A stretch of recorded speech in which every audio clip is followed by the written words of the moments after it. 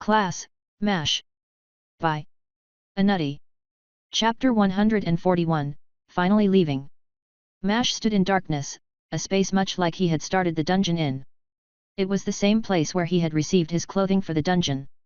This time there were several chests laid out before him, and he had an idea of what each would contain. They differed in colors but were all made of metals that he couldn't identify. The chests started out as some green-tinted metal and shifted to blue and violet by the last chest. The gradient might have something to do with the quality of the reward, though none of the items were actually what he wanted. It was strange having an idea of what he could get from the chests, though he didn't seem to get the best rewards. There were no skills among the chests in front of him. Honestly, he didn't expect it, as Red had done most of the work in clearing the dungeon. She probably had better rewards, but all he had were items. 2 of the chests contained weapons of some kind, and that was completely worthless for him. Both weapons fell on opposite ends of the color spectrum, and he guessed that one of those was considered his best reward. He didn't want to rely on an external weapon when his skills were much more reliable. The chest with armor in it was similarly unneeded, as he had his dragon form for when he needed to improve his defenses. The final 2 had accessories, and he walked towards them trying to get a feel for what they did. His draconic domain would normally let him get a little bit of information, but it was blocked by the chests. He didn't want to risk opening it, as he also knew about the secret reward. The god he had met had said that he would give them an alternate reward, and he instinctively knew how it would work. He would need to reject any of these other offerings and he'd simply walk by them. It was a simple enough thing to do, though he did feel a little bit of temptation to check his rewards. There was a chance that he could open the chests without actually taking the reward, but he wouldn't risk offending a god for something like his idle curiosity. So, he stepped past the chests and walked into the darkness beyond them. As soon as he stepped past the chests, his foot landed on familiar grass. He was outside of the dungeon again, and to his surprise was greeted by over 100 people. Most of which he knew was from the dungeon, and he even saw Coraline and Rebecca. The twins weren't there though. The 2 had seen him and started walking towards him. Several other people looked horribly confused and were trying to watch Rebecca, as she was technically their lord. Since they were out of the dungeon, he figured that he could tell them the truth without any consequence, but knew that it would be awkward. Before the 2 approaching women could arrive, Red seemed to step beside him. She came out from the dungeon entrance that was now at his back. Even before she had fully left the dungeon, more people just started appearing in front of MASH. The twins were included in this group, and the 2 men instantly fixed their gazes upon the 2 of them and their sister, who was still stomping towards him. It didn't take long for Luke and Jill to join them, and there were over 1,000 people in the clearing now. It was most of the village, maybe all of it.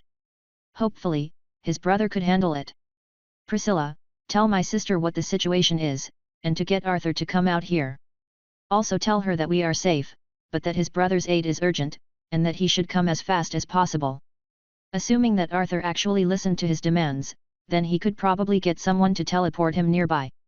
In the worst case scenario, he would need to come on his own, although that should only take him a day or so. He was a lot faster than MASH and his friends and could make the trip more quickly. Plus, MASH had made the journey in leisure, as they hadn't needed to rush.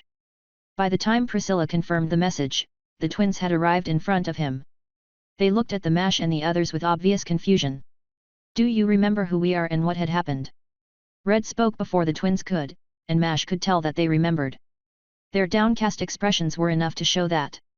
Only once Coraline and Rebecca had arrived, did someone ask them a question. Almost in unison, the 2 girls spoke simultaneously. Who are you and where is Ellie? Coraline only asked who he was and didn't call him by name. MASH thought about what to say but decided that the straightforward option was the best one. He began explaining the situation to them. He started by describing the dungeon and what had been happening to them. On how those people had been replaced or had never existed in the first place, and that their memories had been altered to accept them. Honestly, if they weren't here now, they probably weren't going to see them again. Red and the others didn't seem to mind letting him speak, and he was able to get through the entire thing with little interruption. Both Coraline and Rebecca looked very sad at the news, but the twins adopted an expression of grim determination. What do we do now? I don't think many of your people will be as kind as you 4. Robert asked the question, though he directed it towards Edward rather than any of them. MASH didn't blame him but still wanted to give them the offer he had in mind. Red had explained some of the details of bringing people beneath his family and knew there was some formality that would need to be observed. He would leave that to Arthur but could at least start to explain things to the twins. I thought of something for that. My brother is extremely powerful and important here, and I was thinking you could join my family. You would essentially become vassals, but that would mean that my brother could protect you all. Eventually, you guys can figure out your own plan, but my family can help you guys get your feet on the ground. Plus, our house is pretty new and could use the help, so it wouldn't be a charity case, especially when considering you both. Mash was speaking to the two before him but knew that some of the other people could hear. While the twins would probably be fine on their own, he wanted to make sure that everyone knew about his offer. He was responsible for this situation, and it was his duty to help them as much as he could. Even if that just comprised him dumping them on his brother. The twins looked at him for a moment, before glancing between one another and Rebecca too. Eventually, Edward just asked him to give them some time to speak. Mash obliged easily, and the two groups separated. Mash spoke with his friends for a little bit describing the chests he had seen and learning that they had all experienced something similar. He had also received several things from his sister, and eventually even his brother. Apparently, Luna had temporarily relinquished Priscilla's body to Arthur. Both for direction and communication, and Mash spent some time running through what had happened. In reality, he didn't need to say all that much himself, as Priscilla gave him a rundown of the recent events. Although, Mash did need to answer some questions Arthur asked, most of which involved Mash's impressions of the people. He answered honestly, explaining that these people were of a world that wasn't nearly as dangerous of violence-oriented as this one. Plus, even their strongest abilities were not much better than a single skill of someone at level 100. Two of them were talented though and would be able to do things like help manage a noble house. The discussion went on for a little bit, and Arthur told him that he had secured teleportation to somewhere nearby and would arrive within the hour. Eventually, the twins returned with their sister, however, Coraline didn't join them. Mash didn't really expect her to, as the final decision would probably fall on the twins. Edward spoke, sounding like a confident leader. We will accept your offer, however, I will ask for some special accommodations and concessions from your family. Though I think that conversation will need to happen with your brother. When should we set out? The man's determination was obviously set, and Mash had no problem nodding to his words. Mash quickly answered their question, hoping it would relieve some of the tension he noticed on the other two. We don't need to go anywhere, for now, my brother will be here in an hour or so. He received a raised eyebrow in return and explained what had happened. I can communicate with him to some extent, and he got teleported nearby. It won't take him much longer to get here. He is faster and stronger than me or you for that matter. He continued afterward telling the group what they could expect in the capital and more about this world in general. The other joined in on this conversation, and before long they had accrued quite a crowd. Many people were interested to know what had happened, and even with Edward's clones running around and relaying information, they were still eager to learn more. For some, this would mean restarting their lives, and for others, this was an unthinkable opportunity. Red explained some of what she had researched, and what things their people had done that could be used to make the most of their time here. Many were recipes but a few had to do with textiles and even a little bit of farming strategy. That got the listeners' attention, and Mash wondered if a farming noble was a thing. Well, his family might become the first then. It would certainly make for an interesting situation considering his siblings' reputations. Thinking about it, he realized it was probably a good idea to inform the twins. Pulling them aside, he explained who exactly his siblings were and what that would mean for them. They would certainly get pressured for any information on either of them, and he wanted to make sure that they were prepared. He didn't think they would sell his siblings out as they had clearly been the honorable type. Mash spoke with them a little more, but eventually, he heard a commotion from one end of the clearing. His brother had arrived and had brought with him around a dozen knights. Every one of them radiated power, and Mash quickly made his way over. It was an impressive display but had clearly intimidated the people. The twins joined him as did Rebecca and his friends. His brother wore his somewhat casual uniform, but the knights were wearing full armor. When Mash got closer, he gave his brother a questioning gaze. Receiving an eye roll in return, Arthur spoke loud enough to be heard.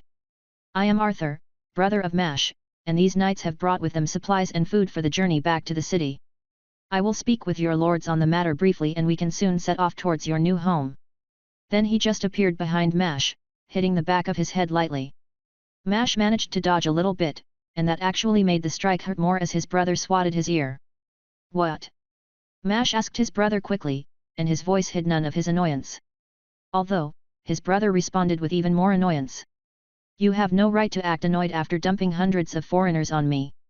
It will take a sizable amount of effort to find homes for them all, not to mention a lot of work on my end. Even Luna will need to get involved to manage this mess. Wincing at his brother's words, Mash was glad to hear his brother's tone. After a short staring battle, his brother relented and spoke more casually. You look a bit taller. Mash rolled his eyes. It hadn't been that long. However, he wanted to know exactly how long he had been in the dungeon and pressed his brother for an answer. How long have we been in there? It's been almost 15 weeks, which is half as much time as I expected. Arthur answered quickly, and Mash pressed him for information that he had missed. The other people didn't seem to mind letting him have his family reunion, and Mash learned of what had happened since he had been gone. Which turned out to be a lot. Chapter 142, Traveling to Loginton. The transfer to his brother went surprisingly well. It was actually made easier by some of the new news that he had shared with Mash. The biggest thing was that he had been properly engaged to Princess Amara. Hearing that surprised Mash, but he guessed that they were closer than he had assumed. His brother had been in the capital for years, and he didn't really know when he and the princess had met. Mash had been given an invitation, but the wedding wasn't going to be for another year and a half. Apparently, there was a lot to prepare when someone was marrying a member of the royal family. The news had gone over well with the twins as it only added to the protection his brother could provide. Plus, it meant that sticking to Arthur would probably lead to more opportunities for their people. Honestly, it was good timing as well as a happy occasion in general. Mash was glad for his brother, but he was also afraid of returning to the capital that soon. Maybe he could just show up for the ceremony itself and nothing else. Hopefully, he could get some insight into his fate, or Jill's teleportation abilities could improve. Either would make him feel more comfortable with returning to the city. His brother even had some new information to offer. Apparently, more dungeons had been popping up as of late, and it had been with surprising frequency. He had marked down 2 locations and asked Mash and his friends if they wanted to investigate them. They had tried sending their higher-level people to almost every new dungeon that they found, and the 2 that he pointed out hadn't been open to someone at that level. Arthur expected that Mash and his friends would be able to enter but wasn't certain. A big part of why he was asking was because of Priscilla's ability to relay information. The kingdom was offering large rewards for any information on the new dungeons. That was usually the case as new dungeons tended to be good for treasures and levels. Most kingdoms were defined by the dungeons within their territory. The group had no protest to investigating the 2 his brother had wanted, and the closest was only 3 days away. Its location was perfect too, as there was a village they could stop at for the night. The village was called Loginton. It was a good direction to head and would take him further from the capital. With the destination in mind, the 4 of them had left Arthur to deal with the large group of people. Mash was curious to see what would come of it, but he was also relieved to not have to worry about them anymore. The 4 of them continued to the town on foot. They had entered a discussion on how they should change their fighting style with Jill. Normally, they kept what they had been doing with Mash and Jill working together most of the time. That was foolish now, and they would be much stronger if they all fought together. Jill's mobility would let all of them fight much more efficiently. Her teleportation skill used mana to teleport others, but it was still very effective. As for the rest of them, they were more than capable as individual fighters. Jill was too, but her strength truly came through when she took on a supporting position. Plus, she would be able to take advantage of more openings if the 3 of them acted as distractions. The style had already proven itself. The journey to the village was uneventful, and they spent most of the time chatting about what presents they could get for his brother's wedding. How would they even come up with something fitting a royal wedding? None of them had experience in such a grand situation, even Red seemed troubled by the implications. The topic had gotten around to Mash's own situation and what his status would be once his brother married into the royal family. Through some odd technicalities, Mash would end up in line for the throne. Although the chance of him actually inheriting it was unlikely. However, Red explained that he would be more likely to see classes titled with King or Lord. Essentially it would be a class that gave him the right to inherit the throne. Mash dismissed those classes immediately. His long-term plans currently involved getting strong enough to break free of everything. Lordship was not something he wanted to worry about. Plus, he enjoyed exploring dungeons and wouldn't stop exploring them. If he could master his mental abilities, then he would be able to communicate regardless of what kind of creature he spoke to. That would be incredibly useful in learning things in another world. Communication had been something that confused him and the others. They discussed it at length during the journey. The people they had saved from the dungeon were able to speak Linch fluently. That was the most common language in this kingdom, and he wondered if the ruler of this world had forced those of the other to speak in it. That or there was translation skill of some kind imparted to them. Mash didn't know which of those realities sounded more believable. Honestly, after learning about gifts and the idea of getting skills related to interests rather than power, he hoped to receive a class related to dungeons somehow. Getting a skill to let him hope worlds or communicate with anyone would be extremely nice. Its use might be limited, but it was still something he hoped for. According to Luke, that was common among the beastmen communities, and some of the most respected people among them were musicians or artists. That only made Mash a bit more disappointed about his own experience in beastman territory.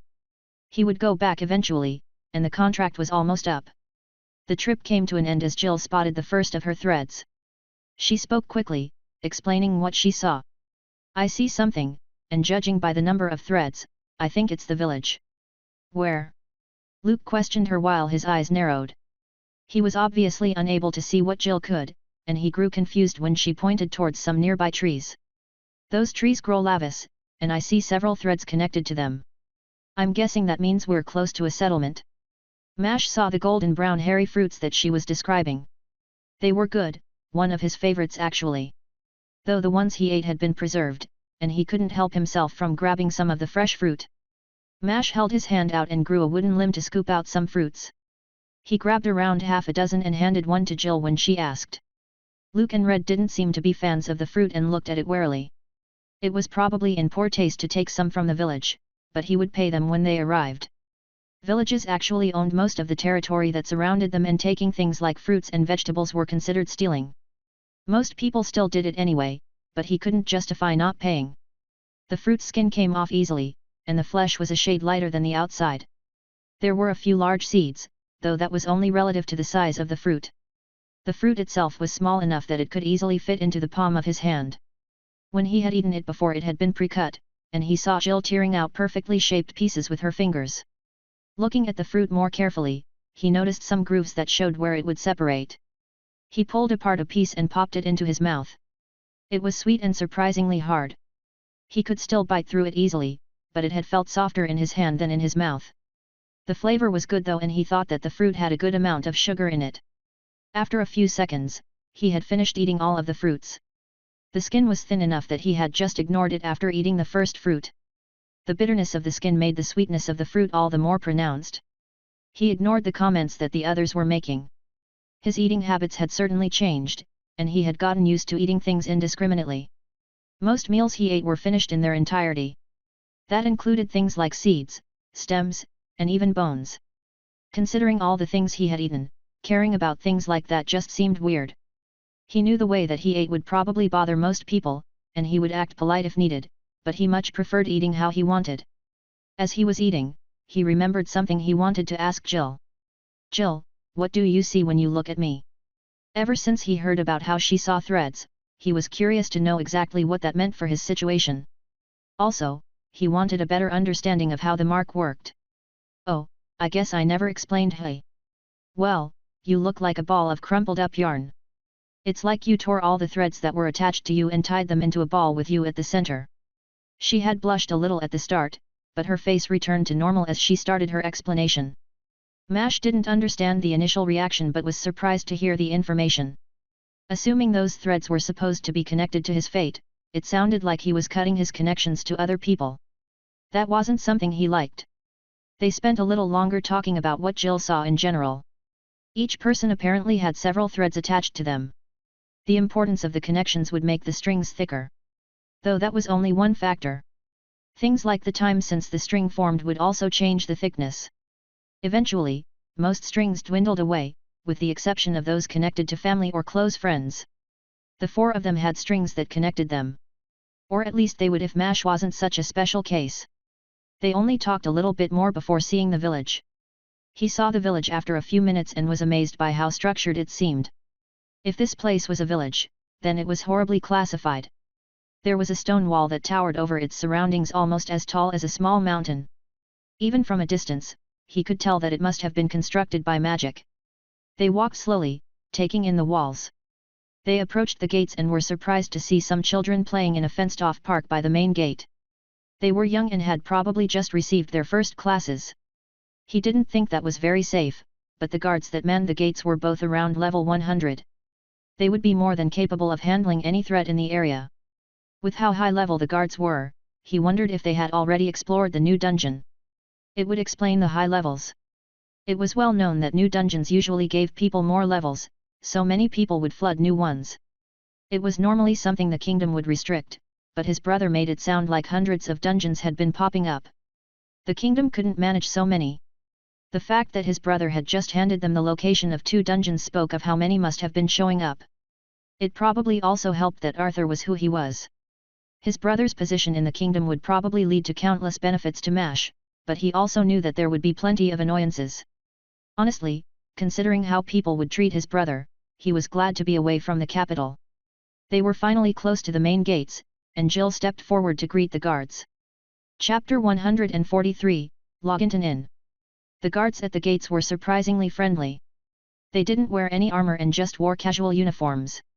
It comprised of a grey coat over a simple white shirt. It wasn't anything fancy. They had swords attached at the hips, but Mash could tell that one of them never touched his. The hilt of one of the knight's swords didn't have any wear on it.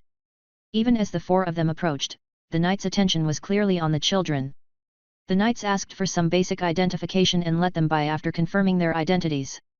So long as they weren't inherently evil like bandits, they seemed to have no problem letting them through. One of the knights had never taken his eyes off the playing children, and Mash guessed that they acted as glorified nursemaids. Strange for someone of their level, but to each their own. He could understand that there might be joy in an idle life. Though to reach their level, they must have been in their fair share of dangerous situations. The knights let the group pass, and before entering Mash asked about paying for the fruit he had eaten. One of the knights chuckled a bit and said that it would be fine so long as they didn't take too many. Mash let him know that he had eaten 5, but that didn't seem to be a problem, and the knight told them that there were thousands of trees with the fruit.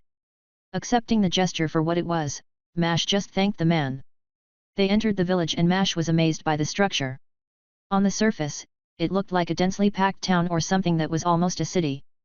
The only thing making it seem less grand than the capital was that the buildings were relatively short. They looked more like the homes that you would find in a village, though they were pressed together like the buildings in a town or city. The roads were made of cobblestone too, and he noticed that there was a gradual descent toward the center of the village. Mash and the others didn't need much prompting and walked down the decline, trying to figure out how the city was structured. The buildings were all made of stone, and there were puffs of smoke coming from the rooftops. It wasn't quite the cold season yet, but there was a chill breeze in the air. They had actually missed the first hot season while they were in the dungeon, and the weather was quickly getting cold again. The weather had been a little erratic as of late. Maybe the strange situation with the dungeons was affecting the weather?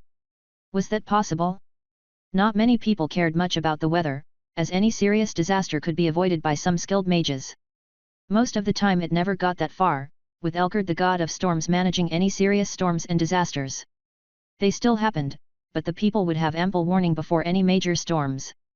The town would probably have at least one church dedicated to the god. It was common in most villages, especially those built around rivers and lakes. A single priest from that church would be able to prevent things like surprise floods. As the group walked further into town, they passed a few inns. They weren't much bigger than the surrounding homes, and many of them were surprisingly full. Mash didn't know if that was a good sign or a bad one. It probably meant that this dungeon that they were heading to was being flooded by people. If the dungeon didn't separate those who entered, then most of the items and monsters would already be gone. Hopefully, it was the type of dungeon that moved or shifted once a day. That would prevent too much stagnation among the resources. Although, Mash didn't care as much for the items or monsters. He was much more interested in simply exploring another world. He hoped that the other adventurers wouldn't blindly massacre an intelligent race, but Mash knew that there was little mercy among adventurers. Most people wouldn't spare creatures if they weren't humanoid. Mash wanted to try communicating with the people he met there. He should at least be able to get his words to them but needed to work on making the connection go both ways. He could practice later. There would be some time to train after finding an inn to stay at. The village was definitely weird, and they only received a few glances from the people on the street. The people here had probably grown accustomed to seeing adventurers, especially since the dungeon had appeared nearby. He just hoped that the adventurers weren't leaving a bad impression but doubted it. Mash's eyes went wide as he saw where the decline was leading. His friends seemed equally as shocked. The village was split by a large ravine. There were thick stone bridges that connected the two sides. Furthermore, there were stairs that descended the walls of the ravine, and he saw buildings layered along the walls. These buildings were straighter and taller than the ones on the surface. There were even several that poked out from the ravine, and others that hung over the chasm. At the bottom, he could barely make out the flowing water at the bottom and realized that there was a river there. He was tempted to jump in but decided against it. It wouldn't actually be dangerous, and he knew that it was just a childish desire. The others were just as amazed by the sight. After staring down the ravine for a while, Red pointed out two inns that obviously had rooms that would hang over the ravine. She suggested that they check whether the rooms were available or not. Mash didn't think there would be any, but Red said that some inns would refuse common adventurers. Asking her why they would accept them, she simply pointed towards Mash's family crest. All of his clothing had the symbol on it, though it was more hidden on some of them. Mash nodded, realizing that his family's symbol would probably be well known among noble communities, especially considering the recent engagement. Well, it was at least something they could try, and the four of them headed towards the nearest building. The building was made of painted stone, and it stood out as it was the only green building he could see. It was called the Hanging Vine. The name fit the building perfectly as the inn had rooms that literally hung over the ravine. He was hoping for one of those rooms. It was more because he expected those rooms to be the nicest. Plus, he had gotten used to a little bit of luxury. They entered the building and Mash was surprised to see that the first floor seemed to be a restaurant. Tables were laid out, and they were filled by people wearing nice clothing. Suits and dresses were scattered among the crowd. Mash's group was underdressed, but they remained confident as they strode further into the building. They approached the obvious owner, as he stood behind a desk with keys splayed on a wall behind him. "Hello, we would like any rooms you have that overhang the ravine." Red sounded confident and didn't even mention any family names. The man didn't bat an eye either, or only returned her request with an immaculate bow. He wore a traditional suit, though it was colored green to match the exterior of the building. A quick look around showed Mash that all the workers also wore green, and he guessed that was part of a uniform. The man had perfect back hair, that was obviously layered with grease. It stuck closely to his scalp, and the man looked very happy to see the four of them. "Of course, my lady, I am Gabriel, and would be glad to welcome someone from the Stell Lumber household." He smoothly grabbed two keys from behind him while making the bow. He also stressed Mash's family name, obviously meaning it to be heard by the nearby nobles. The word would spread quickly, and the place would probably get a lot of visitors. Mash's family was small, but they quickly rose to power, and he knew that even he would be fairly recognizable at this point. Even without the symbol, he hadn't really done anything to hide his appearance. Mash didn't really know how to respond to the man, and only nodded towards him. He caught Luke stopping Jill from saying something insulting, and Mash was glad for it. Red picked up the keys, and Mash was surprised to see that she didn't have to pay anything up front.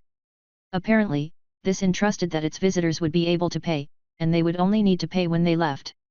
Once, Red had the keys, she gave the man a quick goodbye before pushing Mash and the others up the stairs.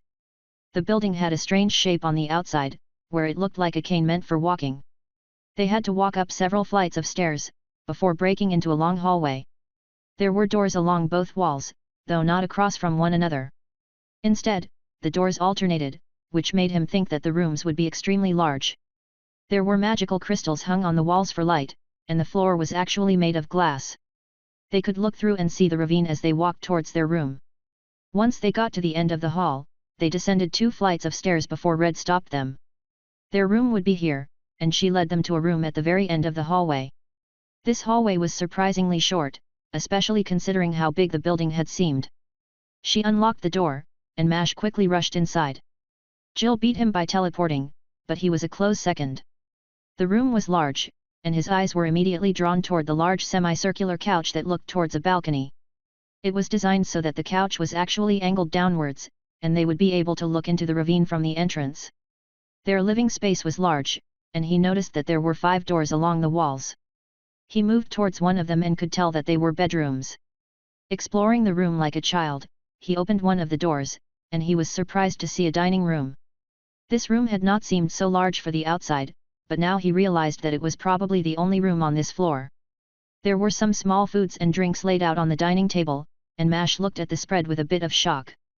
Jill teleported into the room a moment later, grabbing some kind of cake and stuffing it into her mouth. She also grabbed a piece of paper from the table and began reading it. As Mash and the others entered the room and began snacking on the cakes, Jill explained what the letter had said. It's basically just asking Mash to eat at the restaurant in a couple of hours. It also says that they won't charge us for anything but the room if he did so. Looks like Mash is getting the special treatment. Jill sounded amused and was going to say more, but she was stopped by Red, who spoke quickly. That's great and all, but we need to decide if we want to do what he asks. Red sounded like it was big deal, but Mash had been planning on eating here either way. Honestly, the food had smelled good when they were down there, and he wouldn't mind getting a free meal. It did feel a bit weird though, as he was essentially getting a free meal for just being related to his brother. I don't mind, the food smelled good anyway. Mash expressed his intentions and his words seemed to annoy Red. That soon changed into a short lecture where she explained how important Mash's actions would be. Everything he did would reflect on his family and accepting a bribe like this would be in bad form.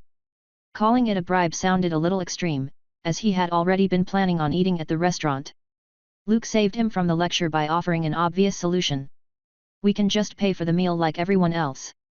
That way it wouldn't be accepting a bribe. And how does anybody know anyway? Red just shrugged at his words. I don't know, but back home my family couldn't even buy clothing without every noble in the city finding out. She sounded tired as she explained what her life had been like when she was part of the Venfer family. That did sound tiresome, and Mash could understand the wariness. However, Mash didn't want to change his lifestyle and decided that he would rather act the vagabond than the stiff and proper noble. He didn't want to change how he lived or who he was just because his family had gained some status. Chapter 144, The Free Meal. Mash told Red his idea and explained how he wanted to be the kind of noble that just did what they wanted to. He could leave the duty of being responsible to his family. She didn't like the idea at first, but she relented after he explained a few things. He wasn't planning on taking on any leadership position of any kind and would probably spend most of his time exploring dungeons. The only thing he would do for the family was act as a shield of sorts. He would just gain more power and protect his family when they needed it. Red explained that there were a few nobles like that, though most people looked down on them. Plus, their reputations were usually deplorable. Mash didn't care though, as he didn't even want to be known for being a noble. He would much rather be known for being strong or heroic. That sounded a lot better than needing to worry about small details like accepting free food or not. He had enough concerns that acting noble was not something that he wanted to add to that. Eventually Red agreed with him. After all, she had run from her family to escape some of those things. Luke was the only one that seemed to actually want the position of privilege. Mash didn't doubt that his friend would get it soon enough. He was one of the only people who could truly help those that had been turned undead. With the decision made, the four of them decided to get ready. The plan was to eat some dinner, then head into the village. They still wanted to explore the town a bit but decided they could eat first. Plus, they would be able to order some travel rations while they were down there. Almost any establishment like this would provide those, as most people would order things for a journey. There were bathrooms in each of their rooms, though those were a little cramped. Apparently, there was a larger communal bath, but nobody wanted to use that. Mash got ready quickly, not bothering with his hair. The white hair was strong and naturally seemed to grow disorderly. His attempts at managing had proved ineffective, so he just left it as it was. He did change into another set of clothes and left after a few minutes. The others only took a little longer to get ready and they headed toward the restaurant. The sun still hadn't set but it was fairly late. As Mash entered the restaurant, he wasn't at all surprised to see that it was packed. Almost every table was occupied, but he noticed that there were few left that would be able to fit his group. That was definitely an intentional decision, and Mash saw Gabriel and approached the man quickly. The man's eyes lit up, and he excitedly welcomed the group. "Greetings, what can I do for you, sir? Would you care for a table?" "Yes, that would be great, though could we get one near the corner?" Replying easily, Mash smiled toward the man and pointed at a table in the corner. There was no one there, and it would hide them a little bit. Red had told him that if he wanted to avoid some of this type of treatment he should try and do something that they wouldn't like. However, he should refrain from making it obvious, and Mash had already come up with an idea. He would eat as he wanted to, and that would hopefully be enough to create some untoward rumors. It was funny that he was trying to ruin his image now. In the past, he had worked hard to avoid any nasty rumors and looks, but now he was trying to start some. They wouldn't be as bad as the stuff that had circulated around him before, but the situation was still ironic. Gabriel led them to a table, and it was clear that he was going to handle his group personally. He left them with an actual menu. Mash couldn't remember the last time he ate a place that had a menu. Normally, the places he visited would just give whatever they were making on that day. He looked toward the others, though none of them knew what to order. Rather than thinking about it too deeply, he just picked several things and told the others to do likewise. He could eat any number of leftovers, and that way they could try many different things. Plus, they would be milking the inn for all it was worth. After ordering an obscene amount of food, they discussed when they were planning on leaving town. They were loud enough that others could hear. After talking about how they were planning on leaving in the morning, they grew quieter for the rest of the night. With his words, Mash essentially stopped the innkeeper from exploiting his visit too much, and he felt exhausted for just needing to do something like this. They talked about random things, not wanting to bring up the dungeon or anything important while so many eyes were on them. Mash finally got around to asking the others what hobbies they had, and what they thought about him learning how to paint. Jill did know how to play 2 instruments and found the choice to be funny. She learned how to play the flute and lute. Red didn't have anything purely for amusement but loved reading books and learning about the past. Luke hadn't really thought about it so specifically, but he enjoyed reading too, though his preference was for fictional stories. The meal came during their discussion, and there were about a dozen different dishes laid out before them. None of the portions were small either, so the group got to eating. Mash ate freely, ignoring things that other people would eat around. Bones and spines of animals crunched loudly as he ate them. Nobody commented out loud, but he could see more than a few gazes were fixed on his table. Seeing the reactions of some people through his draconic domain made him want to laugh, and he couldn't help but smile a little. He told the others about the people too, but they were no longer speaking so loudly that someone could listen without using a skill for it. Each dish was incredible, and the variety of flavors and textures made it so that he never got bored. There was a nice mix of drinks too, and he was glad that they hadn't brought anything alcoholic. He didn't like the taste last time, though maybe he should give it another shot. He did have the golden body now, and that might have affected his tastes. It didn't feel like it as he still preferred the sweeter dishes.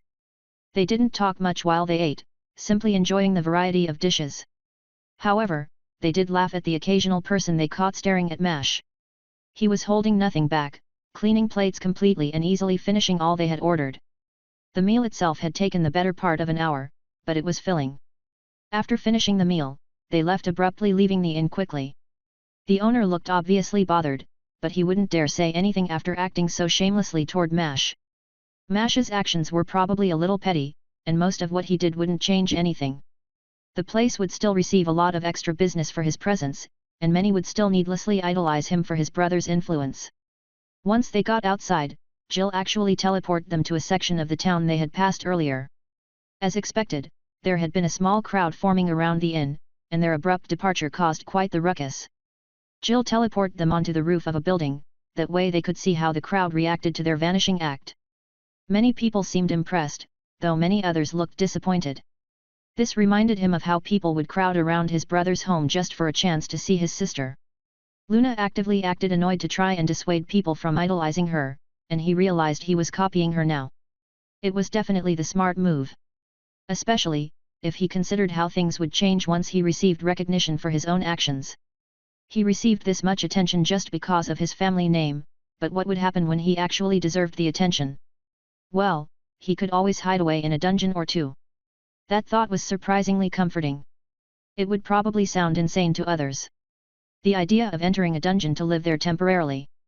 Not for strength or power, but just to relax. He found himself smiling at the thought. He noticed the others giving him weird looks, but he didn't bother explaining. It was an unimportant thought, something that just popped into his head. They departed from the roof in another teleport and began exploring the town. Jill just teleported them to a random street, and they started walking in a random direction. If they found someone, they could ask for directions. After talking about what hobbies they enjoyed, they decided to try and find some stores for things like that. Jill needed an instrument as she hadn't brought anything with her. Her flute from the dungeon hadn't stuck around either. That made him remember the journal, and he stopped the others. Give me a second, I need to check for something. Without any other warning, he opened his storage space and was shocked by the size. It was enormous now. It was easily big enough that he could walk into, and he did just that. Jill poked her head inside. What happened to your storage space? When did you get an upgrade? Mash shook his head, and only looked around with amazement. He considered what had changed since he last checked, and the only thing he thought of was getting the golden body. Then he pieced things together. When he had taken the potions, it felt like it had seeped into every aspect of his body, and for him, that included his attuned items. He considered his other items, like his healing necklace or, more importantly, his earrings.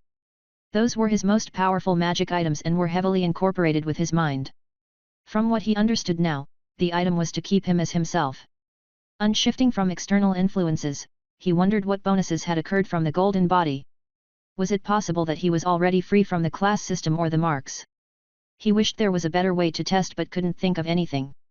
Priscilla gave him a vague image, one that reminded him of when he first attuned to the earrings. The feeling of getting transported to another place and being truly free from everything. As he thought of the place, the feeling returned. A second later he felt like he did when he got a class advancement. The space was similar to what he remembered, but there were some subtle differences now. The enormous tree at the center was covered in black scales. Each was as dark as the night itself. Instead of leaves, there was a grey cloud surrounding the top. Lightning lanced downwards and struck the tree itself. In the distance, he saw the marks, though they seemed smaller now. Instead of large moons, they had become small rocks. Priscilla didn't look different, but this time there was a colony of them swimming in the air like a school of fishes. It was strange considering that she couldn't actually fly. Or at least she couldn't have until he got his wind affinity. Now, she might be able to. Finally, he saw the clouds, which was what reminded him most of the class system. They pulsated with power that reminded him of a class advancement, and he was disappointed to see that they seemed unchanged. As he stared at the clouds, he realized that his initial impression had been wrong. They were different.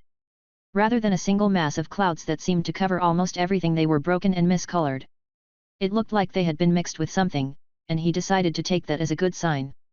The most startling difference though was the strange fruit that was growing on the tree. It was large, easily a few times larger than Mash himself. He had no idea what it was supposed to be and looked at the strange thing for a while. It was crisscrossed in gold lines, and it felt weirdly alive. Mash walked towards it for a second, but then felt something pull him away from the space. A second later he was staring at Jill, who was staring at him with some concern. Chapter 145, Hobby Hunting. Mash stared at Jill, who was now standing within his storage space. She looked very concerned and was asking him something. It was strange, but it took a second before he comprehended what she was saying. Are you okay? She looked very concerned, though it had become harder to read her thoughts since her last advancement. The next few seconds passed tensely, as Mash figured out what to say. Do you remember what I said happened back when I got my earrings? I think I can repeat that effect. It seems I get a bit disconnected when I do it. Sorry. Jill seemed relieved to hear it and looked around his storage space more thoroughly. Mash did too and saw the journal he was looking for. The storage space was a large, slightly golden space, and its entrance was as big as a door. Already he thought about how he could take advantage of a space like this. It was large enough that they might be able to trap someone within. However, it was supposedly dangerous to both the user and the creature that got trapped. Putting living creatures in a storage space would cause serious problems. That is why Jill entering this was risky. Although she would probably be able to teleport out before anything serious could happen. Grabbing the journal, he showed it to Jill and explained where he got it. This is what I was looking for. I grabbed it when we were in the last dungeon. She didn't look impressed and started heading out of the storage space. He was impressed by her poise as she only slightly hurried to exit the space. Mash followed casually after her. What is it? Luke asked when he saw the book in Mash's hand. He probably assumed it was something magical or grand, but the reality wasn't quite as exciting. Honestly, Mash thought the journal was more valuable than a simple magic item. They were not lacking for power, and he still wanted to give his siblings a chance to read the journal. It's the story of the Mash who I replaced in the dungeon. The person's life was a lot like my own. Though, his life went in a different direction and showed me what could have happened in my own life. Also, it just felt meaningful to me. Mash didn't really care how it made him look that he thought so much of a simple journal, but he trusted that his friends would understand. Looking at their faces, it was clear that they understood. He had told them of some of the parts of his past. "Can I read it?" Luke was the one to speak, but it looked like the others were thinking similarly. Mash hesitated for a second, considering what this could do. Ultimately, he decided that he trusted them, and held the book towards Luke. He grabbed it, though he didn't start reading immediately. That was relieving. Mash would have found that situation to be supremely awkward. He placed it into his own storage space, and the group started walking further into town. They decided to find someone to ask about where the markets were. It was hard, and they just approached a random guard they saw on the streets. The biggest difference between a city and this village was the relative safety the people here seemed to feel. Despite the adventurers and higher-class people that lived in this pseudo-city, it was clear that the guards still treated this place like a village. Nobody would be more important than the locals, and the guards here weren't weak. Mash and his friends had caught a few more guards who were approaching level 100, which was extremely potent for a village's defenses. Mash doubted that there was much violence around here with guards like those running around. Jill asked the guard where they could find the market, and the man had offered to lead them. She said that they would be fine with directions alone since they still wanted to explore the village a bit. After getting directions from the guards, the four of them took a leisure route through the streets. A few people pointed at them, though it was probably because of their somewhat unusual appearance rather than recognition of any kind. Almost all of them had strange eyes, and red skin was tinted slightly pink. Plus, Mash had a lot of tattoos, with the two beneath his ears, and the strange choker-like one around his neck. The golden body had also made Mash more handsome, and Jill had always had an unnatural beauty to her. The others had learned some of the exercises to achieve a golden body, though they didn't seem all that determined to get it. They just didn't need or care for the improvements. Luke could gain as many stats as he wanted and make the difference easily. Since getting his gift at the dungeon, Mash thought that he would be more willing to take souls and absorb some of their power. He could release them afterward and still retain some of the benefits. Red still seemed to believe that it wouldn't work properly for her, and he couldn't really argue otherwise. Her body wasn't exactly human anymore. Jill was more dedicated to the exercises, and she had started doing them with some regularity. Although it would probably take her a long time before achieving it. They walked towards the market district, grabbing some food from street vendors. They weren't particularly hungry, but the food had smelled good. Most of the vendors on the street were selling some pieces of fruit that were coated in spices. It was a weird combination but addicting too. They snacked as they walked towards the markets.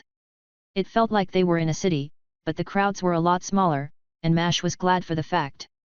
The sun had gone down a little while ago, and Mash was surprised to see that it was actually the buildings that illuminated the streets. There were light gems embedded near the doors of each building, and they shone by drawing in the ambient mana at night. They shone like little replicas of the moon, and the light made it so that they could walk easily. They eventually found the market district, though it didn't look very different from the rest of the village. The buildings were similar to the others, but they had much bigger windows pointed towards the street. Even more startling was the amount of glass used for each of the buildings, and he guessed that there was probably some with glass-related magic in the village. Glass magic was extremely dangerous, and one of the things that most people feared. Not many people could acquire glass magic, and like Luke's soul magic, it was almost impossible to properly defend against. A good glass mage would be able to tear people apart from the inside out. Kind of like Red did, but with more efficiency. Mash hoped his draconic domain would help against a glass mage but wasn't entirely certain. There were several items placed directly behind the glass, on display for any passerby to see. This made it very easy to find shops for things that they wanted. The first store they stumbled upon was a place filled with instruments of different kinds. The store was like the others, though they could hear music coming from it as they approached. It almost sounded like there was a bard inside already. Mash followed the others as they entered and was surprised to hear the music grow louder. After a quick look with his draconic domain, he quickly identified the source of the sound. There was a crystal embedded into the wall just above the door, and the music came from it.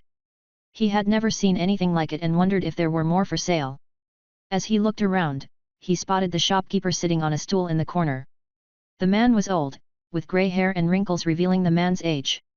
He had a strange instrument in his hand, and it drew Mash's attention quickly. It was a rectangle that was no bigger than his palm, and it had squarish holes along one of the sides. Mash took note of the man's strange appearance as he spoke. "Hi, what's that in your hand?" The old man gave him a wry look before lifting the strange object to his lips. The man's sleeves hung loosely from his wrist, and it was interesting to see the strange design. Every part of his clothes was a different color. Neither of the sleeves matched and the body was a different color along the front and the back. His sleeves were purple and yellow, while the body was white and red. One leg of his pants was blue, and the other was green. None of the colors mixed well either, and Mash restrained from commenting on the weird colors. Mash's focus was drawn away from the clothing as the man began to play the odd instrument. It had a strange vibrating noise, but it wasn't unpleasant. The music had a merrier tune than Mash expected, and the old man played surprisingly quickly. The complex noises that the small object could make were incredible. Mash found himself just listening for a while, ignoring everything else. It might have been a skill, but he didn't really care to worry. He could just enjoy the moment. After finishing the song, the man sighed before introducing himself. "Hello there, I am Jaffrey. This magical little instrument is called a harmonica. It is quite popular in the neighboring kingdom of Asteria." He pointed towards a box in the room, and Mash could tell that it had more of the instruments. At first, he was going to dismiss getting one of them but stopped himself. He wanted to gain some new hobbies and shouldn't settle for just trying one thing. "Thanks, I will check them out." Walking over to the basket of harmonicas, Jill wandered over beside him. She looked at the strange instruments with him. Mash grabbed a silver one as it had the engraving of a forest on it. The trees grew from where the squarish holes were located, and he realized that it was used to help learn the instrument. It was obviously a design meant for a noble child, but Mash decided that it would fit his purposes. He was surprised when Jill grabbed one as well. Hers was painted blue and had an engraving of swimming fish. She already had a flute in one of her hands, and he couldn't help but ask, "Why are you getting one?" "I heard the old man playing and felt a little curious. Plus, it's fun to learn new instruments and this seems pretty convenient." Mash agreed with Jill's thoughts, as he was picking the instrument for much the same reason. After a short discussion, Red and Luke were convinced into buying the thing as well. It would become something they could learn together. It seemed straightforward too, and Jill had some experience with other instruments. Hopefully, that would be enough to learn how to play the harmonica. After each of them grabbed at least one instrument, they purchased the bunch. Jaffrey seemed quite happy to sell so many harmonicas, and Mash guessed that they weren't very popular. On the other hand, Mash was quite happy to find something that interested him. After the instrument store, they went to look for a bookstore and place that would sell paint. They didn't actually find a store that sold paint, but the bookstore had some sketchbooks and colored inks.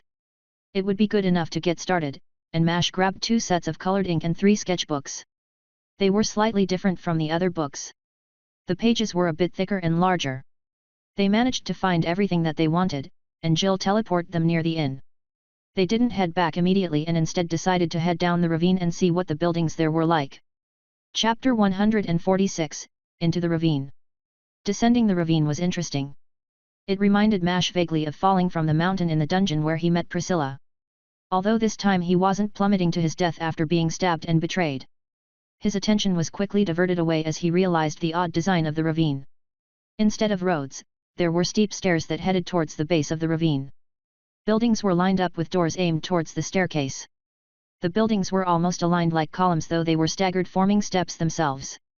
It would almost be as easy to descend by jumping from rooftop to rooftop, rather than just taking the steps.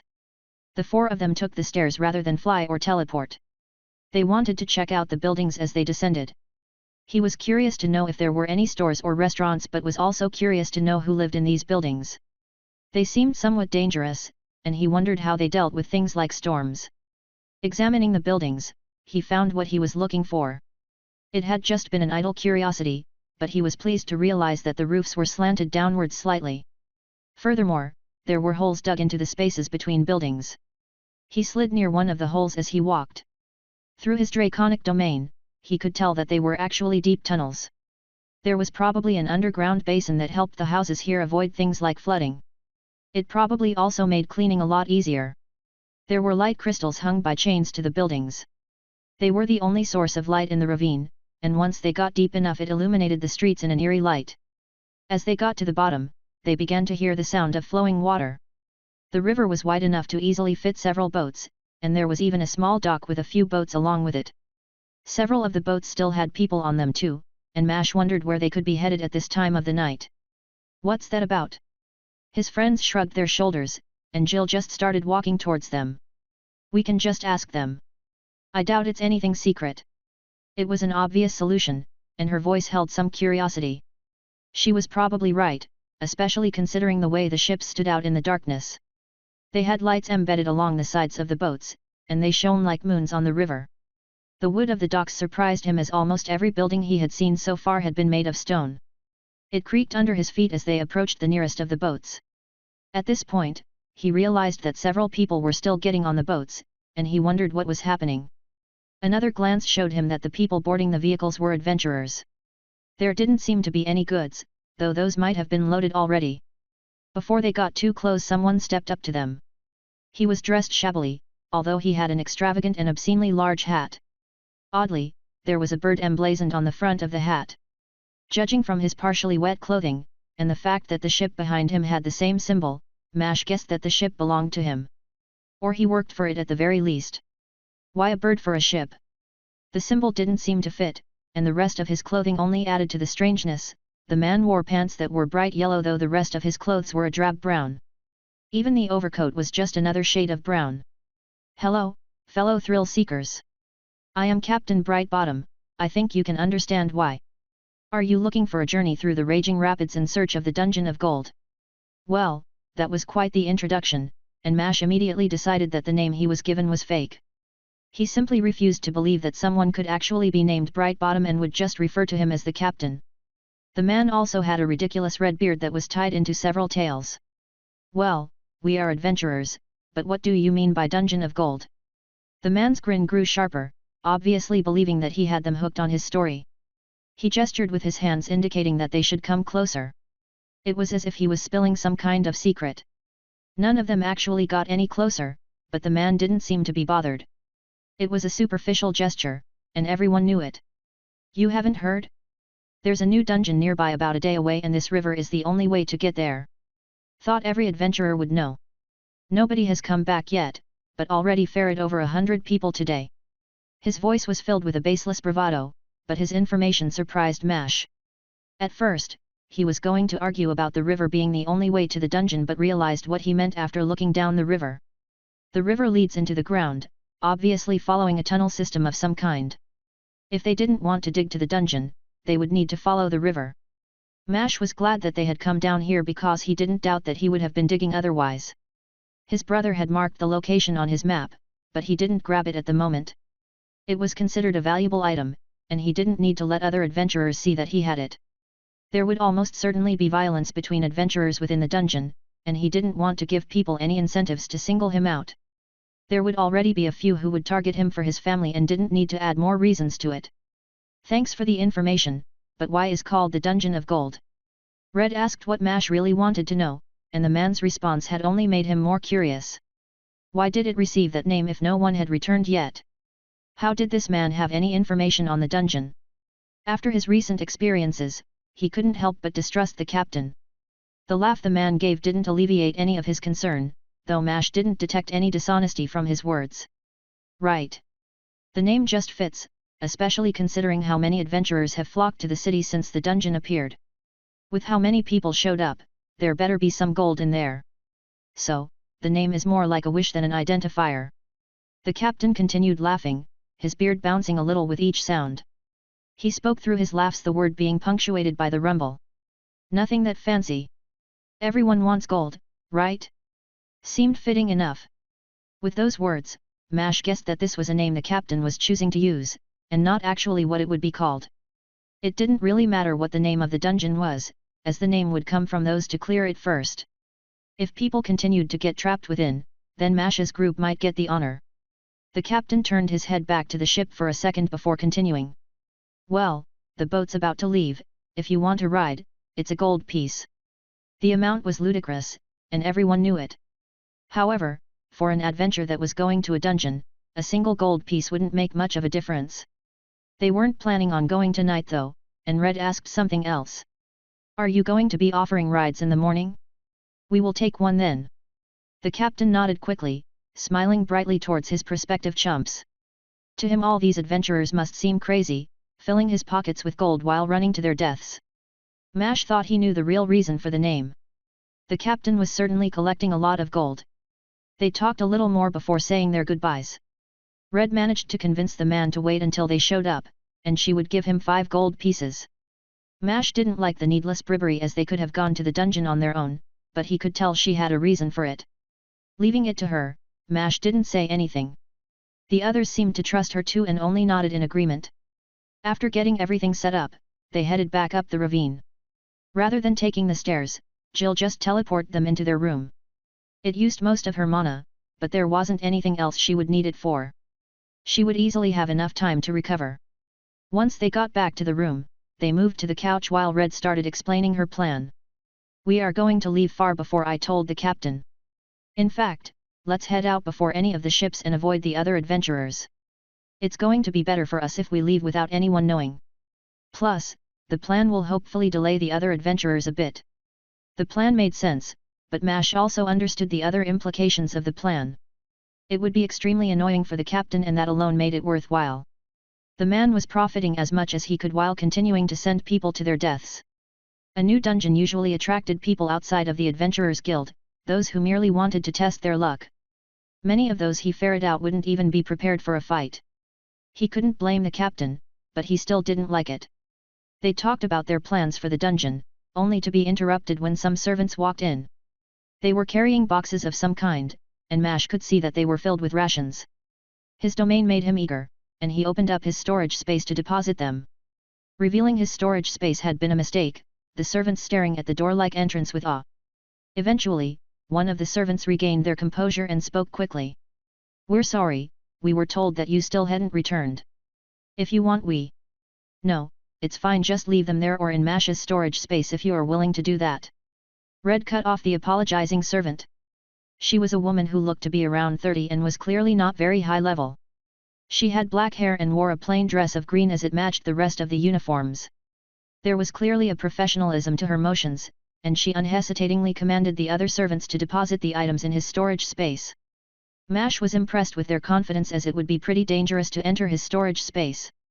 He didn't worry about them taking anything as he could look into his own space with his draconic domain. As expected, they acted extremely carefully and deposited the boxes, moving a bit too fast to be considered casual. After a few seconds, the servants left. Mash gave the others some of the rations though he carried the majority of them. After all, his storage space was the largest now. The group separated soon after the rations arrived, all of them doing their final preparations for the night. There was only one thing left that Mash wanted to do. Thinking inwards, he looked at his status to use the stats he gained from fighting in the previous dungeon. Name, Mash Stel Lumber Class, Draconic Thunderwood Imitation. Level, 7880. Health, 2000/2000. Energy, 3510/3510. Fortitude, 200. Endurance, 131. Strength, 150/160. Agility, 170. Intelligence, 220. Wisdom, 102. Charisma, 96. Free stats, 0/10. Skills, Hunt, Thunderwood Creation, Inhuman Hibernation, Monstrous Transformation, Thunderwood Imitation, Draconic Domain, Adaptable Monster Core, Monstrous Humanity, Wooden Body, Mimics Avarice, Golden Body. Golden Body, passive having soul in the techniques of another world, your body evolves beyond its old limitations. However, even this transformation is incomplete. Seek out the next step and truly make this power your own. Trial of the True Body, 1/100. Chapter 147, The Dungeon of Gold. Mash didn't know what he would need for the dungeon, but he felt comfortable with the range of his draconic domain and decided to improve his strength. The upgrade would hopefully be more useful for the immediate future. The changes he made to his stats were paltry, and the thing that actually drew his attention was the fact that he had become closer to achieving the true body. What had he done that could have brought him closer to it? Was it possible that looking for a hobby had been the cause? That didn't make any sense, and he tried to figure out what else he had done recently. As he thought about it, he remembered what had happened with his earrings. That might have been the cause. It had certainly felt like it would have been good enough. He tried recreating the feeling now. He was lying in his bed and tried channeling some mana into the tattoos beneath his ears. When he realized that nothing was happening, he pushed more mana but also tried moving it to replicate the earlier effect. Priscilla had been watching at the time and gave him some directions for it. Eventually, he felt the mana click into place, and his consciousness was carried away. The fact that the feeling matched his class advancements bothered him a little, but he didn't try and resist the transition. Soon he found himself standing in that space again.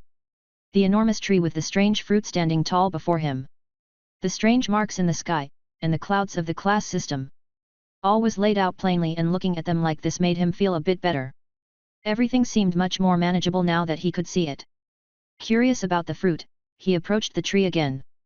This time Jill wouldn't interrupt him, and he reached the tree unimpeded. Once he got closer, he noticed that the tree had things engraved into the scales. Several of them depicted other creatures, and they were obviously meant to reflect his other transformations. He noticed a shift in scales so that they resembled Priscilla rather than the dragon. The strangest thing he saw was the patch of fur on the back of the tree, and he was disgusted by the decaying portion caused by the demonic beings. Looking at the tree closely, he was surprised at how easy it was to understand the different parts he saw. More than the physical manifestations of his forms, there were also subtle displays of his affinities. He could tell what each affinity was, and also realized that the ones he used more had more significant impacts on this space. The clouds and lightning were a combination of his wind and lightning affinity. He used wind when he flew, and lightning was slowly becoming his primary magic for combat. The tree itself represented wood, which was essentially the basis for most of his defenses and imitations. Even just making the wooden imitations of Priscilla was significant use of wooden magic. He noticed a slight purple tint appearing on the treetop and knew that was his mental affinity. It was developing well if he was judging it correctly. Finally, he saw the strangest of them. His anti-magic manifested in a strange way. It was like a void, something that tore into the very space itself. It was especially strange as it mixed with the treetop and with the storm clouds that represented his other affinities.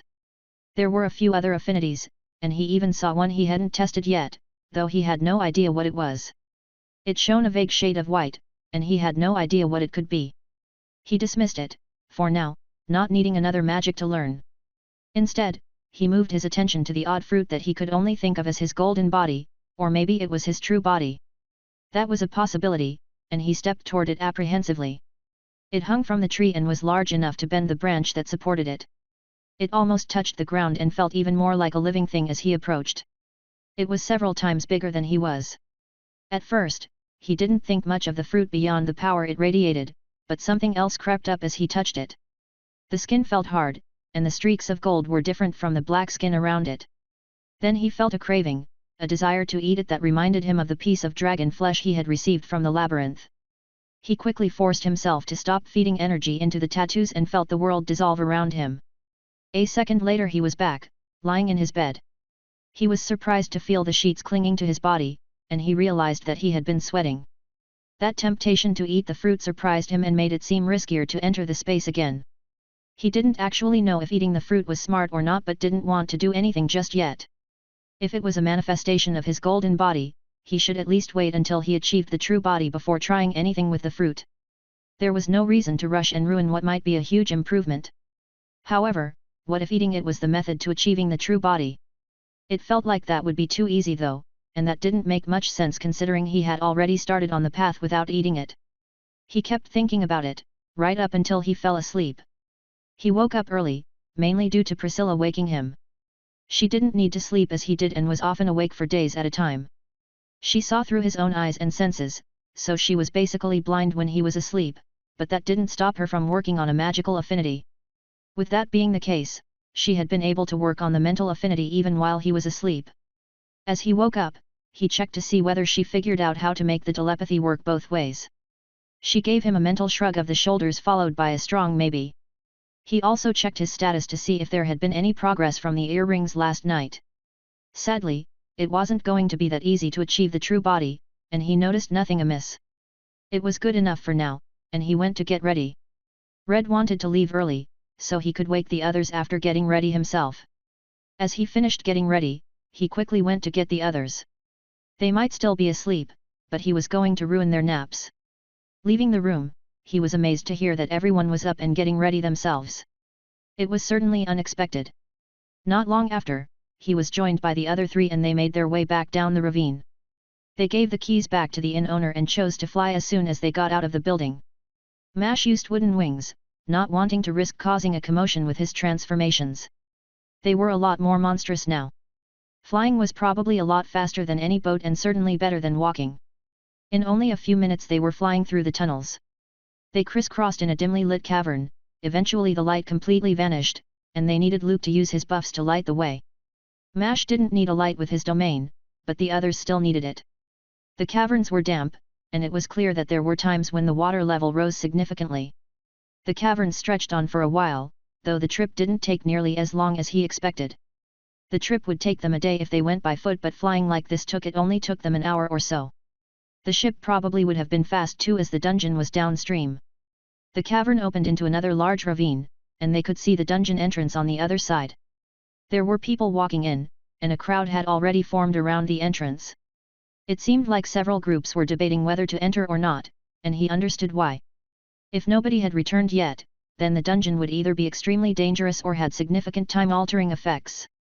Mash had Priscilla inform his siblings of that already, and he had warned them that he might be gone for a while. They ignored the crowd, and simply landed near the dungeon entrance. They rested there for a little bit, recovering fully before entering. It only took a few moments, but he felt like it had been a long time. The time finally passed, and they prepared to enter the dungeon. Mash sent Arthur one last message, letting him know that he was going in now. As soon as he stepped in, he noticed the shift in temperature first. It was hot inside, as if the season had changed to the middle of summer. The heat bore on him, and quick glance showed him an unusually large sun. If he was able to feel the heat, the others must hate it. He turned out to be right, as Jill and Luke had already started to sweat. Red didn't, but that made some sense, especially considering that she was functionally made of blood. Putting his friends aside for the moment, he looked over the rest of what he saw. There was sand all around them, though it was strangely grey instead of brown. He wasn't wearing shoes and noticed how the sand felt grainier somehow. The environment wasn't the biggest thing though. No, that fell to the dozens of people sitting across the ground. He looked over them, and even without his domain, he could tell that some of the people were strong. The others were looking at the seated people too, and Jill started walking towards one of them. They all followed her, and she asked the closest seated group a question. "What's everyone doing?" Jill was all smiles as she spoke to the nearest group. The group consisted of 2 elves and a human, all 3 of them were female. The elves had their ears displayed as their hair was tied back into a ponytail. Even the final girl had her hair tied in the same way, though her ears weren't pointed. They looked at Jill carefully before responding. It seemed like they were appraising Mash's group, and he struggled to restrain himself from rolling his eyes. "The entrance is gone and we're stuck here. Apparently, some people have been in here for half a month already and can't figure out how to clear the dungeon. There are several trying to figure out what, but most are waiting for someone else to figure it out. The heat makes exploring a little dangerous, that's the only body of water in the desert. At least no one could find anything else. What about water crystals?" Mash ignored the fact that the elven lady was obviously speaking to Jill and not the rest of them and asked his own question. Surely some of these adventurers would have the means to get by without relying on the stream of water. They don't work, and water magic doesn't either.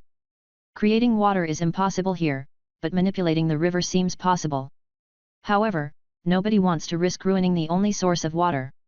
The answer surprised them, but Mash was already forming some ideas. Jill thanked the group, and slowly moved the group towards the river. As they did so, Mash explained his plan and he was pretty confident it would work. As they got near the river, Mash created a few large wooden barrels.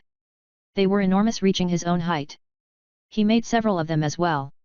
Several people noticed but didn't say anything as he approached the river. He filled up every barrel, moving them into his storage space. The water was cold, and the river was wide enough that he could only barely see to the other side. Sadly, he only saw more desert. This plan was actually twofold, as he paid particular attention to the adventurers that were looking at him. He wanted to know who could be trusted and used this opportunity to show off his storage space. He was surprised to see that very few people looked at him with anything more than simple envy. Nobody looked hostile, which was unexpected. They were probably more than a little glad to see that someone else would be trying to get out of the dungeon. Some of them must be growing desperate. So long as one of them could make food or heal, then they could remain here indefinitely. However, sitting in a hot desert for months or years sounded awful. Mash hoped that they wouldn't end up in the same situation. Chapter 148, The Grey Desert. This dungeon was not an enjoyable experience as of yet. So far, they had seen nothing but desert, and it actually felt like it was getting hotter as the day progressed. Mash was mostly unbothered. Most likely, the combination of his inhumanity and the golden body was making him more resistant to the weather. Red seemed similarly unbothered, although her condition was a bit unique. Luke and Jill were not having as much fun, both of them were sweating profusely and looked very irritated. The past few attempts at conversation had earned him a series of insults. He was unsurprised to hear Jill start talking. "Why can't you just carry us? Make a nice shaded little shed and drag us. Actually, can't you just make the mounts too?" Jill was complaining again, as she had done several times on their walk. Apparently, she didn't do very well with the hot weather. Her complaint though did get Mash to think about it. In his treant form, he could make imitations of Priscilla that sustained themselves by gathering their own mana. Making a sled with a roof would be easy as well. Honestly, it was something he could have done even outside of the dungeon. Despite not wanting to give Jill any more reasons to complain, he nodded his head and began shifting forms. There was a loud smacking noise as Jill hit her own forehead in exasperation. Mash ignored it, more surprised by the changes to his own body. His skin had become an extremely dark shade of brown, and the texture had turned fully into bark. More interestingly were how his feet changed into wooden stumps and he lost many of the joints on his body. He still had all of his fingers, but they were longer and more like branches. Furthermore, the missing joints didn't actually inhibit his movements but allowed him to bend his body in more unnatural ways. He would definitely need to practice moving with this body, as he found it strange to even take a step. He put aside moving for the moment and instead started making the imagined sled. It wasn't anything fancy. An opening in the front to see while blocking the sun from everywhere else. With how it was designed, the sun shouldn't fall on them unless they wanted it to. After the sled was made, Jill immediately teleported inside and heard her sigh in relief.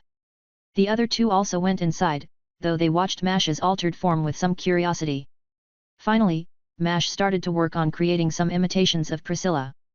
This was the first time he used an imitation skill since getting his golden body. He felt excited as he did so and was disappointed to see that the imitations seemed unchanged. As he grew the imitation to be large enough to be used as a mount, he checked for any differences with his draconic domain. There are no differences. I would know, and so should you. Priscilla sounded a little like she was chastising him, and he only nodded in response. He was getting ahead of himself. It didn't really make sense for everything to suddenly become different. He ended up making 4 imitations of Priscilla, attaching them to the sled through wooden harnesses. The journey became a lot easier this way, and they rode in relative comfort for a few hours. The first one to notice that something was amiss was actually Luke, who had noticed some indistinct mounds of sand in the distance. To Mash, they just looked like the rest of the desert, but he eventually caught what Luke had spotted. The sand rose unnaturally around where Luke was pointing, and Mash thought he saw it vibrating. Curiosity drove him closer to the strange mounds, and as he grew closer, he got the impression that they were watching him. However, it was only when they were within his draconic domain that he was able to identify the thing. The first time he sensed it, he felt it beneath the sled, and he only had a brief warning before it erupted from the ground. The mounds in front of them broke into the heads of some worm-like monsters. As it pushed the sand out of the way, the creatures underneath pounced as well. Dozens of heads lunged at the sled indiscriminately, but the 4 of them were able to dodge easily enough. Choosing to fly, they rose into the air as they watched the sled below. The sound of churning wood could be heard as the worm-like creatures devoured everything. Well, everything that was still on the ground. The sound of the worm thing's teeth grinding the wood was awful. The sound made him take a closer look at the monsters. Why did worms have teeth? One of the creatures lunged up towards him, and he got a good look at the monster. It didn't have any visible eyes, ears, or nose. However, it had a mouth, and it was filled with teeth. Rows of sharp teeth that seemed to stretch for the full length of the monster. He wasn't sure, but he felt like they were vibrating, or maybe rotating. Either one was nasty. And he noticed something more alarming within his domain. The monsters were emitting an anti-magic field that reminded him of the demons. It didn't have the same unpleasantness of demon magic, but it still felt invasive. They are messing with the magic around them. The mana there is going crazy. I think it's a weird form of anti-magic. Don't teleport near them. He sent everyone the message, but it was only really meant for Jill. She was too used to teleporting at the last second, and he had the feeling there would be some problems with that plan. However, he didn't know exactly what would happen. These creatures had anti-magic, though it seemed to be caused by warping the mana around them rather than cancelling it out.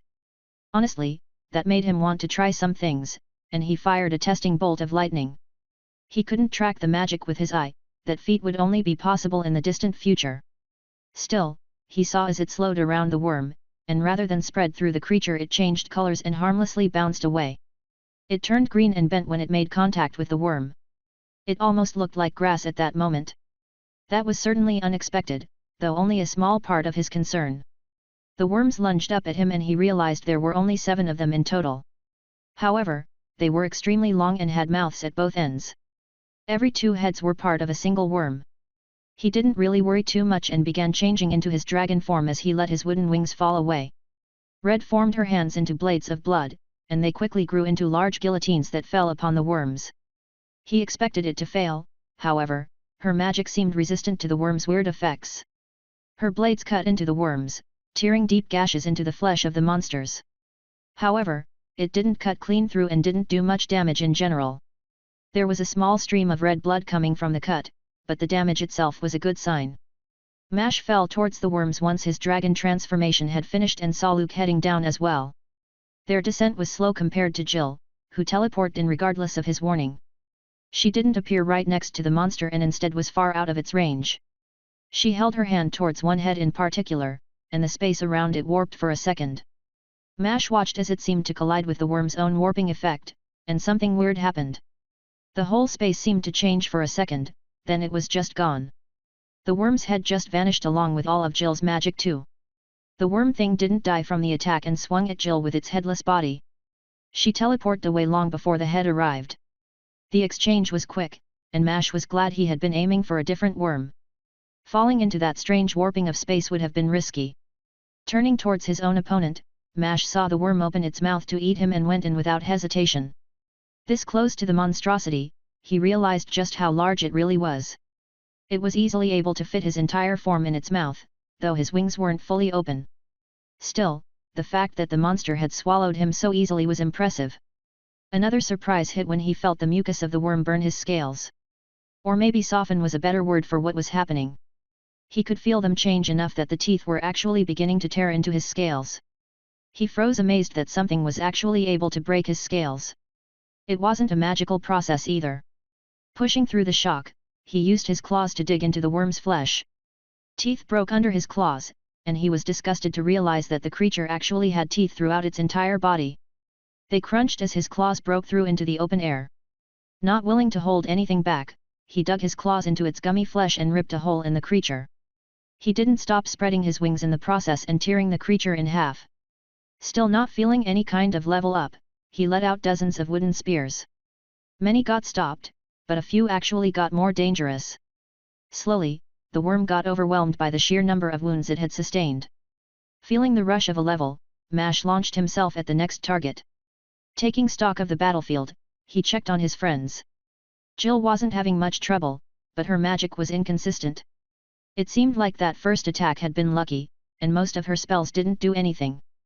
The strangest thing he saw from that battle was the entire worm being teleported slightly to the right or left. It was a small nudge, but he noticed it all the same.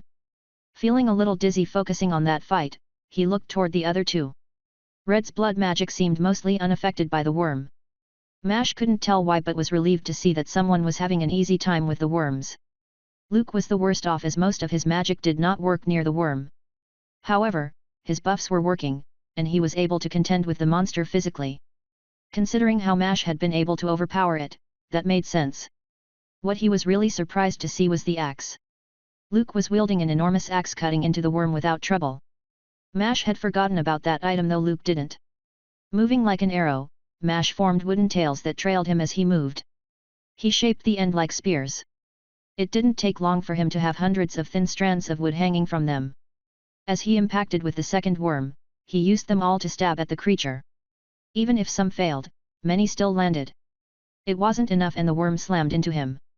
Since Mash was on the side of the character, he got covered in a weird slimy substance as the worm's skin collided with him. It softened his scales like the thing's saliva had, and actually saw some of them crack from the force. His bones were fine though, and Mash was surprised at how much the scales had been weakened. He still had the strength though, and overpowered the worm's slam, pushing through it completely. He rolled on the ground and turned to face the monster. Although the worm didn't get torn in half, it had been badly injured and started thrashing wildly. The rapid movements only tore the creature up more, and Mash decided to use this opportunity to tear a piece of the monster off. He reluctantly popped the piece into his mouth and gagged at the wetness of the creature's flesh. The feeling was indescribable as it filled the inside of his mouth like a liquid. Not wanting to chew, he forced himself to swallow it. A new form wouldn't do a lot for him in this fight, but it might give him some permanent stats. The only thing he had left to try was his imitations, and he began growing his draconic imitation around him. Chapter 149, Smoke Trail. Mash let the wood form around him, growing into a larger replica of a dragon. It didn't feel any different immediately, but he did notice that it seemed to meld better with his transformation. The imitation felt closer, like it was more his own body now. Despite knowing that it was wood, it didn't look like it at all. Every inch of it was covered in black scales, making it look like a real dragon. The thrashing worm didn't let him prepare fully. The monster tore itself in half, both ends lunging at him with churning teeth. While Mash still wasn't as big as the worms, he was big enough to intercept them. He held his hands forward, growing more wood from them. Shaped into mouths, he tried biting off pieces of the worms. The wood started warping when it was around the worm. It was strange to feel the imitation's hands warp slightly. His senses through the imitation were better now, and it felt like something was twisting the bones in his hands. The pain surprised him. With his improved items and level, he expected to resist most of the pain. It felt like needles were being stuffed into his hands, and he couldn't help but flinch a little. He pushed through the pain, clamping his hands down on the worm's head. Even if some of the wood got warped by its strange effect, Mash bet that the monster wouldn't be able to stop him completely. He was only partially right. He managed to bite down on the worms, but the pain didn't vanish. As he crushed and devoured them, the sensations only grew worse through the process. The weird warping effect was only able to affect his magic, but in this situation that meant that he could feel what was happening. The worm died though, and Mash turned towards the last worm.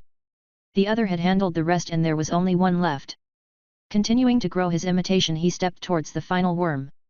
The monsters seemed to have no sense of fear or intelligence. They just kept trying to bite at whatever was nearest, and that was Red at the moment. Which meant that it kept missing as her body kept bending in and out of the worm's attacks. Seeing that, Mash realized he probably should have used his treant form. It would have enabled him to do something similar, though he still needed to get used to it.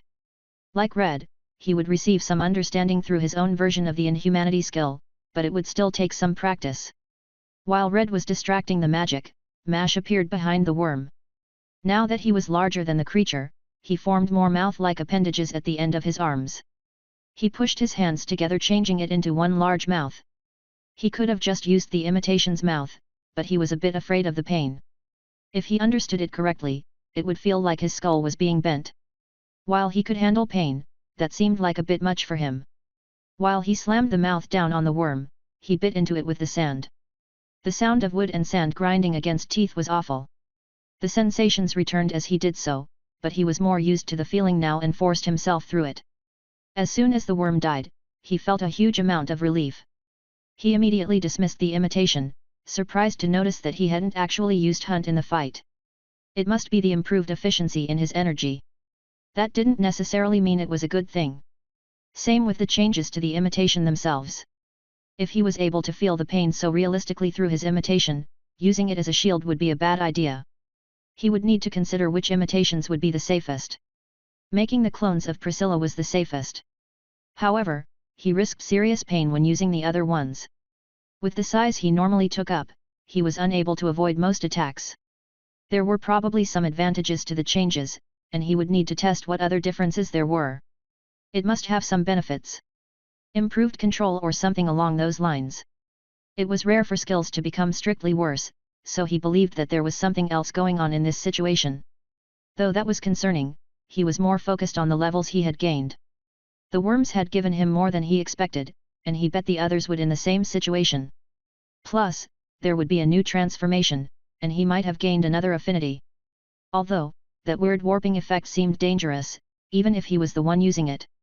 The image of Jill's magic simply destroying a part of the worm stuck in his mind. The normal anti-magic he had gained from the demons seemed much more valuable. However, he wasn't excited to become a worm either and decided that he would not test the form immediately. However, he did want to check the improvements to his stats. There would be some permanent benefits from the worms. Name, Mash Stell Lumber Class, Draconic Thunderwood Imitation. Level, 8083.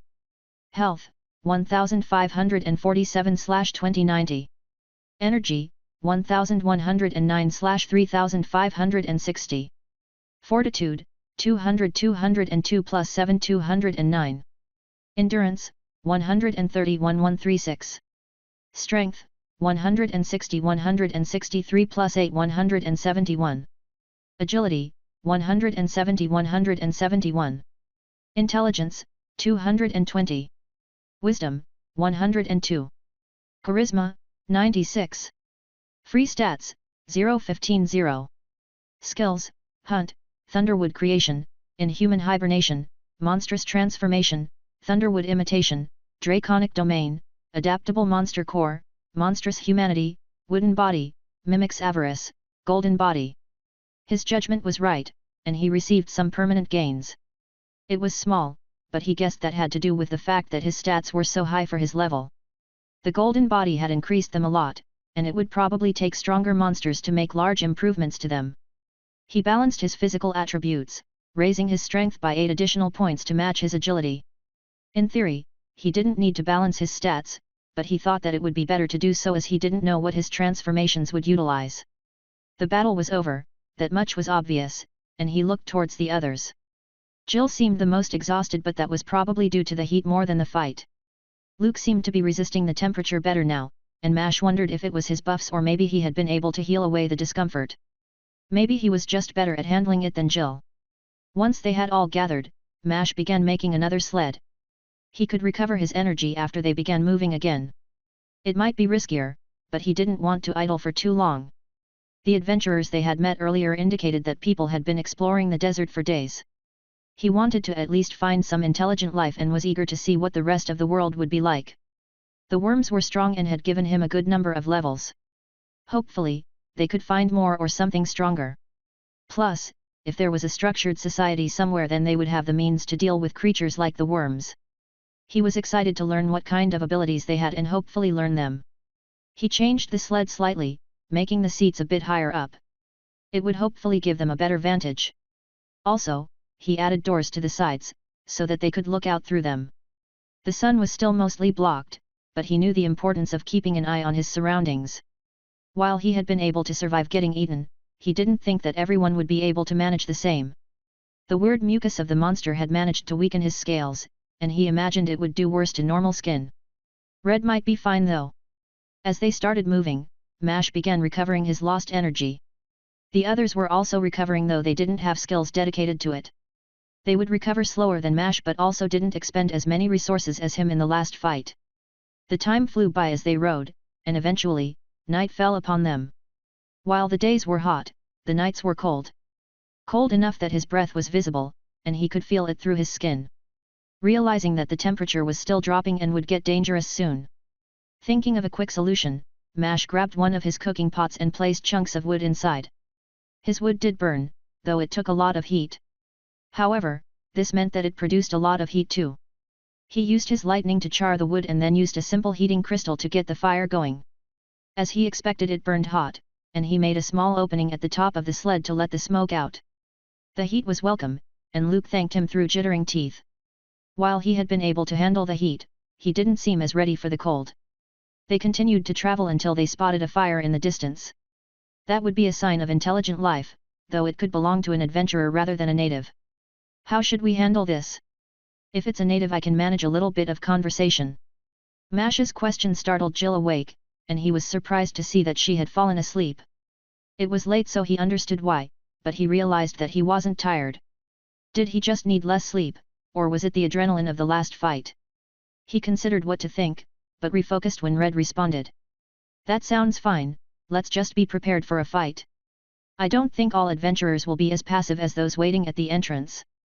Mash nodded along, and neither Jill nor Luke had any complaints.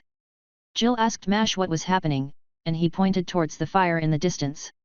He didn't really mind needing to explain the situation as he would miss a lot of details. Slowly, Jill looked towards the flame, and he saw the mana gather around her eyes. They glowed faintly, and he knew that she was using a skill. When she didn't say anything, he guessed that it didn't seem openly dangerous. Since it didn't look like they would be getting any more information, they rode towards the fire. As they approached the fire, they saw some tents set up. Furthermore, there was a group of 5 people sitting around the flame. The 5 seated people quickly jumped up, weapons poised toward the sled. He only considered for a second why they were so hostile, then remembered that the sled was being led by 3 enormous snakes. Smoke ominously rose from the inside and trailed behind them like a thick cloud. It wasn't exactly a friendly sight. Mash considered what to do, but Red just leaned outside and waved towards the people. The somewhat universal gesture seemed to make the group realize that they weren't openly hostile. They still had their weapons drawn, and Mash got a good look at the people. 3 of them were wielding swords. The closest was a woman with spiky brown hair and wielded a sword that was stupidly long. It was easily as tall as she was. The other 2 sword bearers were men, and both were wielding much more normal great swords. One of them wore armor, while the other seemed to be wearing animal pelts. Both had helmets, and Mash couldn't get a good look at their faces. The final 2 people were women, and they wielded different weapons. The one on the right was wielding a bow, which she had lowered once she saw Red. She had blonde hair that seemed unnaturally straight. Even from a distance he could see her pointed ears too and recognized that she was an elf. The final girl had black hair and had a dagger in each hand. The strange thing about her was that her eyes were closed. She also wore thick robes that hid her body well. She was already blending into the night, and he assumed that the robes were magical. Seeing their preparation and equipment, he still couldn't be certain if they were adventurers or natives. He was curious to find out though, as they seemed capable. Chapter 150, Finding Friends? Mash approached the group. He was a step behind Red, who had begun speaking in a placating manner. She sounded convincing to him, and he was impressed by how much she was able to change her tone to fit the situation. Hello, we are adventurers, merely looking for a way out of the desert. We do not want to fight. We only want to share information. Are you locals or adventurers? Her voice easily carried in the empty desert, though no response came from the group. When that happened, Mash guessed that they didn't understand and considered using mental magic to get the message across. However, he stopped when he caught them passing hand signals to one another. They were probably deciding what to do about the situation. They are using hand signals to talk. I think we just need to wait. Mash sent the message to the others. Once he could make the connection both ways, he could set up communications through the magic, but for now, he trusted that they would react appropriately. In this situation that meant to wait patiently, as Red seemed content to let the other group figure out their response. Patiently waiting was annoying, and Mash realized part of that was because of their initial distrust. While the vehicle they had been riding looked a little ominous, he didn't think it warranted this much of a reaction. Eventually, they earned a response. It was the elven lady who spoke, her voice oddly deep. Hello, we are adventurers, and we would agree to an exchange of information.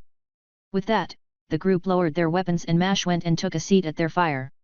He did it casually, and Red obviously looked a little dissatisfied with his casualness. Luke and Jill didn't seem to mind and joined him quickly. Jill just teleported beside him, sitting comfortably by the fire. Luke sat down closer to the flame, leaning into it for heat. Seeing that the flame would probably go out soon, Mash formed some wood in his hand and weakened it with lightning. The show of magic obviously surprised the others, though he didn't mind and just tossed the piece of wood into the flame. The temperature noticeably rose and Mash let them know what he had done. Should burn longer and hotter than normal wood. Where did you get that anyway? The guy wearing animal pelts waved his hands in a dismissive manner, speaking quickly shortly after that. Nah, I can just make a bit of fire, so I always carry some firewood on me. Though having an ability like yours sure seems convenient. I'm Brock, by the way. His voice was somewhat gravelly, and a fire appeared on his hands as he spoke. Tossing it toward the already lit flame didn't do much, but it was interesting to see. It actually moved like it was a solid object rather than a flame. The next few moments passed with everyone introducing themselves. The other man was called Gerard and was Brock's brother. The elven girl was called Safa, though she didn't seem to like him very much. He didn't know why but just wrote it off as harmless. The final two girls were Chloe and Zoe, and they were twins.